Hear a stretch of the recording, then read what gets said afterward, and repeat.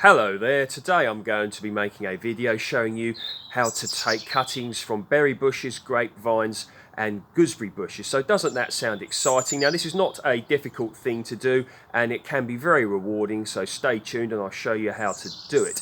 So a good rule of thumb, if you will, to do this is to take the cuttings between late November up until and including March, although there is a slight variation either end depending on the climate where you live, microclimate, etc. But as a general rule, that is the time period that you want to do this in. Right, so to do this you will need some relatively basic equipment, so I'll show you. So secateurs, they're nice and sharp, a pencil, tags for writing on what you've taken, and some pots as big as you can actually of, I use multi-purpose compost. Okay, now some people like to use, compost with added perlite, seedling compost, whatever, but I just like to use basic multi-purpose compost, and I've had good results with this. So you want to use a pot that's, a good size, because you'll be surprised actually just how much these plants, these cuttings actually root out in the following growing season. Now what we're going to do is start with a gooseberry bush variety Invicta. Now what you're looking for, okay, is a piece of last year's growth. So we'll have a look. So from the bottom of the bush you can see there, that's obviously the more mature end as you go, and if you take a look here you can just see where the previous year's growth started. When I say previous year's growth, I mean what has grown in the previous growing season, okay? So that would be from, say, April time up until the bush went dormant in the autumn. So that's about there, okay? So what you do is you make a cut there. So piece of last year's growth, nice chop. Now there's your cutting, okay? That's what you've got. So we return to the area here, and what you do, you get your cutting like that, and what you want, about 8 buds, and you put about 4 buds below and leave 4 buds above, put it in like that and leave it. Now we're going to go over to the blackcurrant bush. So this will work with black currants, red currants and white currants, and also joster berries, okay? So what you do, once again, you're looking for about 8 buds once again of last year's growth. So you can see where just get that into focus in memento. Right, there you go. So you could see just the change in the colour and the growing point there. You can see that. I hope you can see that anyway. And there you go. So what you're looking at is, or 4 is a piece of last year's growth, 8 buds, and once again snip that off. There it is down there, and there it is. That's part of a blackcurrant bush. Back to here again, and what you do is you just get, it doesn't have to be totally specific, 8 buds. I've just had good results with 4 buds below and 4 buds above, but if it was 6, if it was 10, half and half it, put it in like that. Once again proceed to just leave it alone. Now over here to the grapevine. So once again you're looking for a piece of last year's growth, previous growing season's growth, and what you do is you find a bit like that. Now quite often you find with grapevines that the bit on the end is not, it actually dies. So what I do is I remove that, and I'm looking for 4, in the case of a grapevine you're looking for 4 buds, okay? 1, 2, 3, 4. Snip. It's just fell down there. There it is once again. So if you've got any little bits of, the tendrils that the vine puts out whilst it's growing, just remove them. And what you want to do is put your cutting in the pot of compost, the same as you did the others. So it's going to be 2 buds below, 2 buds above, and away we go.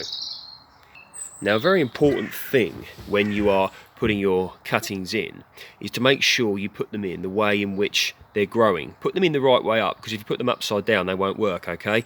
So with the currant cuttings and gooseberries, it's quite easy to see what direction they're growing in, because you could see, you know, where the bud at the top or growing point is going. But with the grapevine, you know, maybe you want to cut it with two hands so that you make sure you can hold it, and then just so you can see the correct way to put it in, because once again, if you don't put them up the right way, your efforts will fail. Now I'll show you some that I took last year, okay? So a currant bush there. I may have taken some of these the year or so before, but you know, still rings true. So you can see this is a cutting. It's a currant bush grown from a cutting it's taken. The way you do it is you there you go, I'll show you. So that's the root. So it may have made all this root in 1 year, okay? So you can see why I'm saying use a relatively decent sized pot. And you can tell it's alive because you can see the buds on like that, for instance. The grapevines, you can see I definitely took this last year. You can see that there, that's taken. You can pull it like that, and you can see the growth there that put out last year. Another currant bush here, muscat block grape there. See, that's taken as well.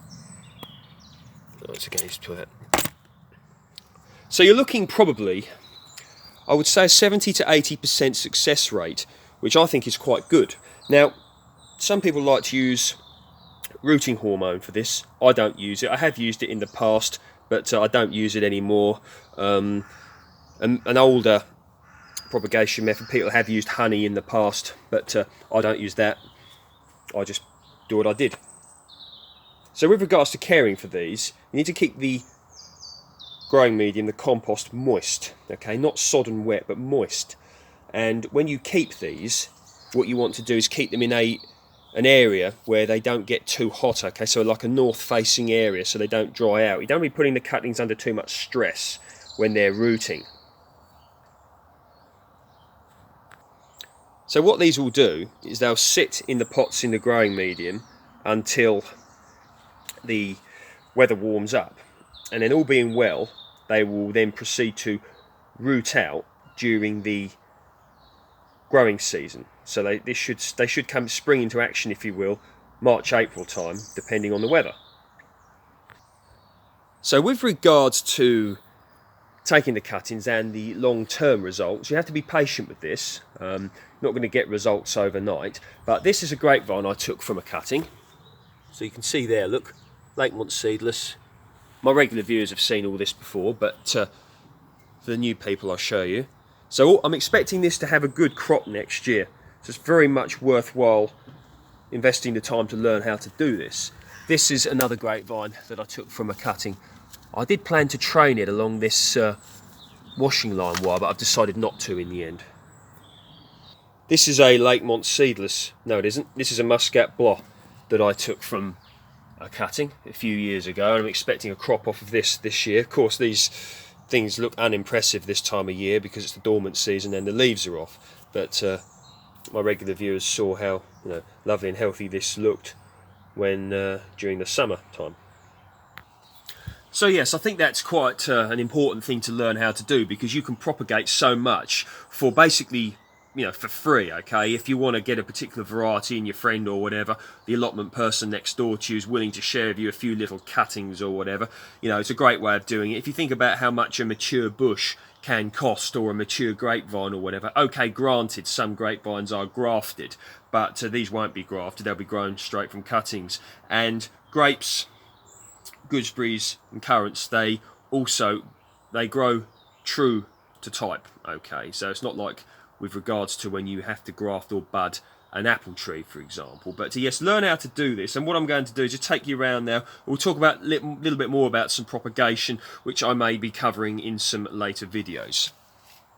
So we'll have a little look at some grafting, okay? Now, I've grafted this tree over a few seasons. I got the scions from Stephen Hayes, okay? So look up Stephen Hayes Fruitwise. I spoke about him before, but I've learnt a lot of my and got a lot of inspiration from his channel. So fruit-wise, check that one out. I will link that down below. Now, rootstock here, and you can see the graft here. Now, this is variety Winter King. This is a long-keeping apple, and the apples can keep into March, April the following year, which is quite a long time if kept in ideal conditions. And this here is a Lord Lambourne that I grafted onto the other part of this. So grafting is a good skill to learn as well. I've got a playlist on it. There's lots of information on YouTube, in books, whatever. Once again, on the Stephen Hayes Fruitwise YouTube channel. But grafting is a great skill for propagation to learn, and the right time of year is coming up for that sort of thing soon as well. And you may remember the strawberry cuttings I've taken here, propagation, Cambridge Favourite, that's what I'm trying to think, variety Cambridge Favourite. And I took the runners, and lots of them have looked like they've taken. So yeah, that one's taken so well, that's actually rooted out the bottom. Look at that, look. That's beautiful, that is. Got to take the grass out of there. But from, you know, these strawberry plants that I had here, I've managed to get myself propagate a load more strawberries from this. And now imagine it if you had, you know, one of your friends or the allotment next door to you had a surplus of strawberries, and he or she didn't mind you taking some runners.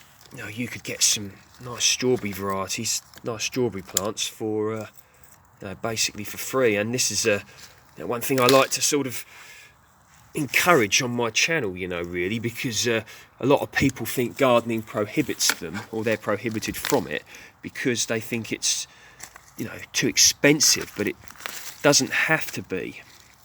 And also with the you know, sense of community, which, you know, in my opinion, in many aspects of modern day life in this country, we are oh so lacking.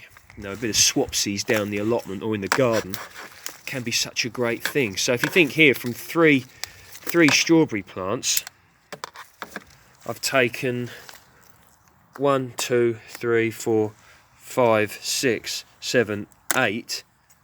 You know, not bad, eh? There we go, a bit about propagation. So I hope everybody out there is doing well. Any comments and questions, whatever, post them down below. I think I've covered everything, you know, with regards to taking the cuttings, because it's really not that a complicated procedure. And even grafting is not really that complicated once you know, get a basic idea of it. So check out my playlist and other people's and whatever if you want to learn about that. But if you like my work, please feel free to like, share, subscribe, and I will see you in the next video. Enjoy whatever you're currently doing.